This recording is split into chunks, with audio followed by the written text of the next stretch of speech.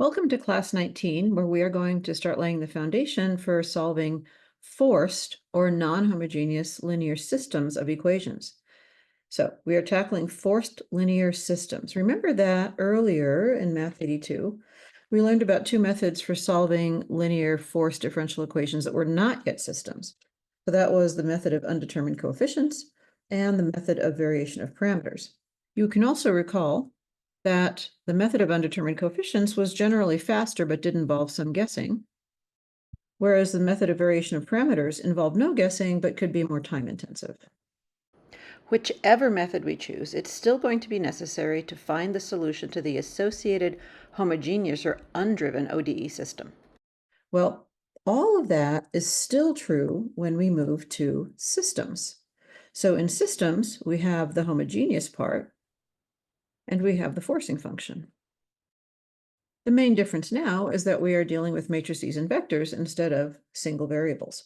And everything we learned about the variation of parameters and undetermined coefficients remains true. For undetermined coefficients, we can still guess a particular solution and add it to the homogeneous solution. And we are going to derive today a formula that generalizes the variation of parameters method moving into a two-dimensional space. The fundamental matrix that we introduced in our last class is going to be helpful here as well. Let's go to the next page. In this example, we can see through the phase portraits how the addition of a forcing on the differential equation shifts how the solution trajectories look. So on the left, we have a system that is a homogeneous system of differential equations. And we know that in homogeneous systems, 0, 0 is always the only equilibrium point.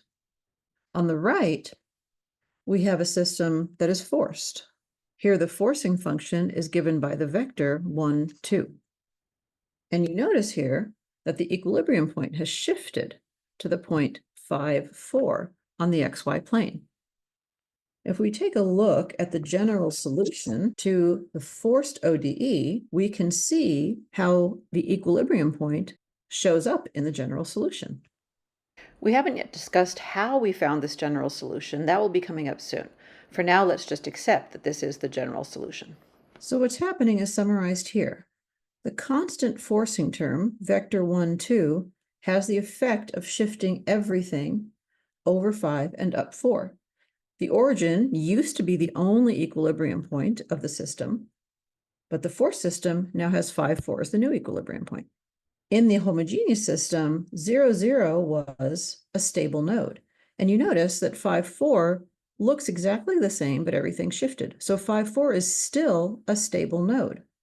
There are two ways to see that 5, 4 is the equilibrium point of this forced system. The first way is by just looking at the solution as we did. What we can see here is that if we set C1 and C2 to 0, we remove any dependence on time t, and we see that all we have left is 5, 4. The other way to see that 5, 4 is the equilibrium point of the system is from the ordinary differential equation itself without doing any solving. In this case, we set x prime to the 0 vector, which is going to require that the system matrix times the solution vector plus the forcing is 0, so moving the forcing over to the right-hand side tells us that the system matrix times the solution vector is the vector -1, -2. And now we are in a position to just solve for x1 and x2. We'll call it x1, x2 star to indicate that this is the equilibrium point. Solving is a fairly straightforward exercise because all we have to do is apply the inverse matrix, and the inverse matrix over 2 by 2 is not so hard to find. Take a moment and try to work this out yourself. And we see that the equilibrium point is once again 5, 4. Let's go to the next page and discuss variation of parameters now. The argument structure for how variation of parameters is developed follows exactly the argument structure that we saw when we were looking at a single ODE and not a system. But now we will be applying that to an n by n system where we are dealing with matrices and vectors. In this case, the initial value problem for a linear forced system of differential equations looks like this. X prime is AX, the homogeneous part, plus the forcing f of t.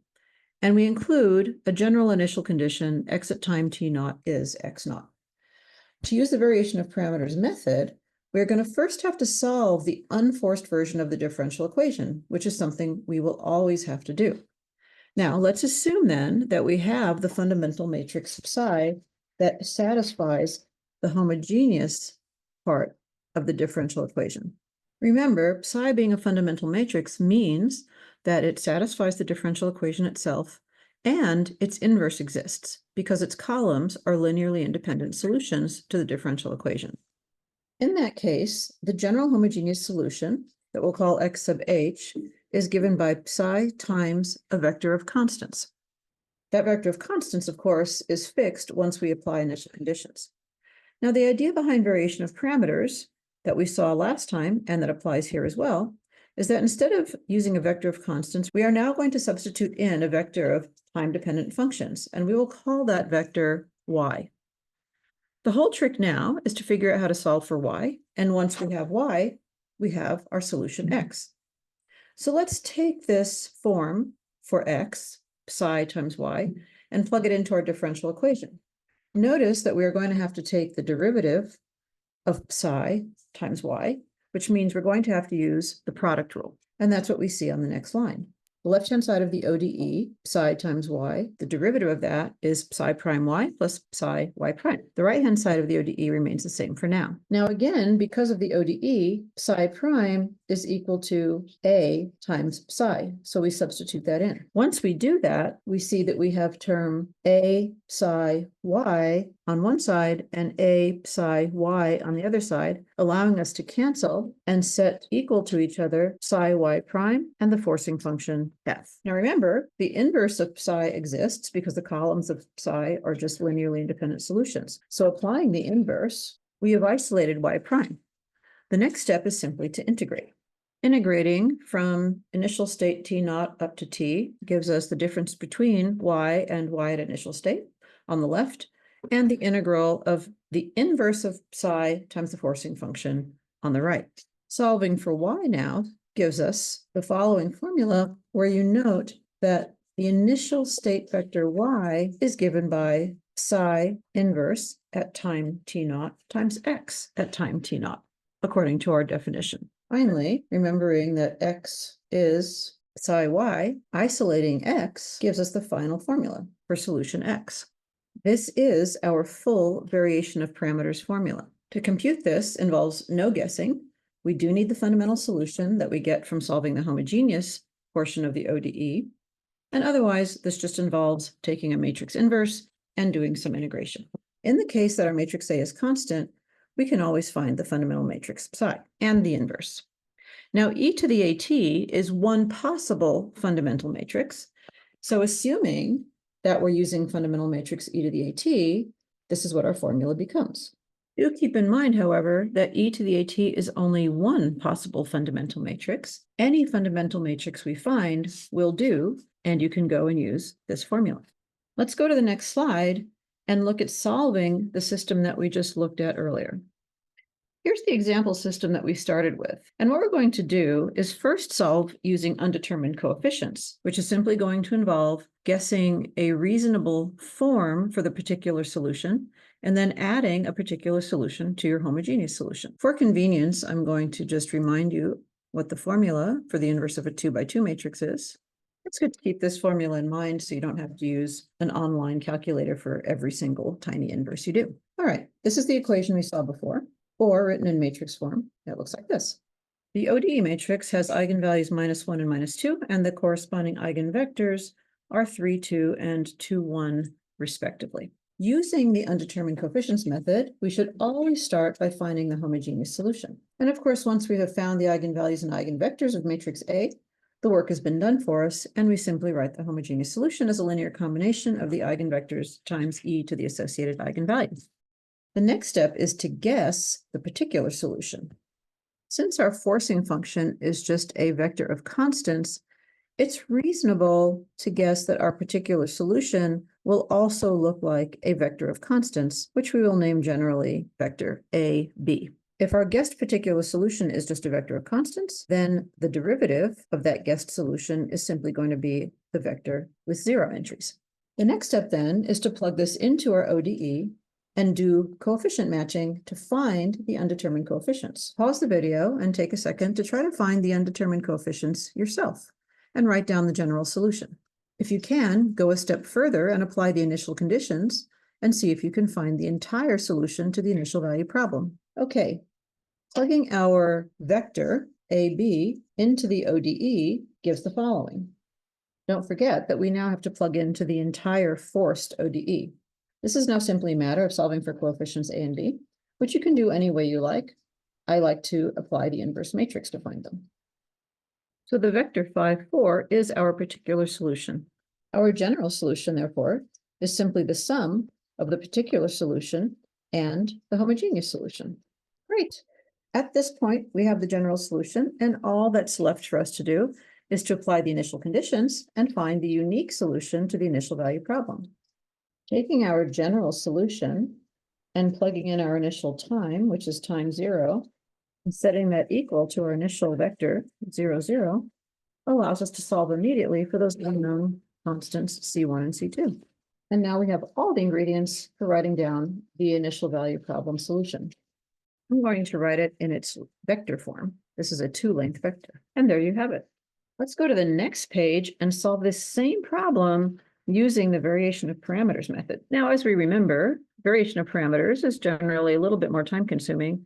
And so I have actually written up the solution process in advance, but I will talk through it briefly. Now, this is the same example. We know the eigenvalues and eigenvectors. And this time with the variation of parameters method, I am going to look for the matrix e to the AT as my fundamental matrix. That takes a little bit of computation, but in the end, this is the matrix that you should end up with.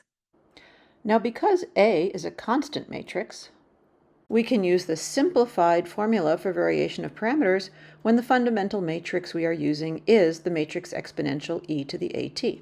Remember that part of what makes this simpler is that the inverse of e to the AT is simply e to the minus AT. At this point, it's just a matter of computation.